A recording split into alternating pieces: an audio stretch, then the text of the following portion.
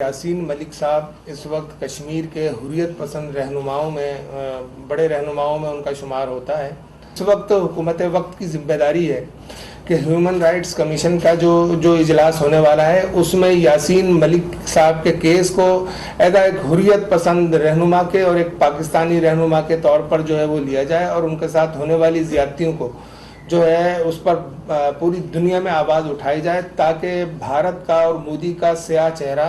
वो पूरी दुनिया की इंसानी हुकूक की तंजीमों के सामने आया कि किस तरह उसने कश्मीरी अवाम के साथ, उसमें मैं सिर्फ मुसलमानों की बात नहीं कर रहा बल्कि कश्मीर में रहने वाला हर कश्मीरी, चाहे वो किसी भी ज़बान से ताल्लुक़ रखता हो या किसी भी मसलक और मज़हब से ताल्लुक़ रखने वाला हो, उसके लिए ये जद्दोजहद हो रही है। और मैं समझता हूँ कि यासीन मलिक जैसे लोगों के साथ इस किस्म का रवैया, इस किस्म की साजिश और दुश्मनी इख्तियार करके भारत को कुछ हासिल नहीं होगा, बल्कि उसका चेहरा जो है वो दुनिया के सामने आएगा।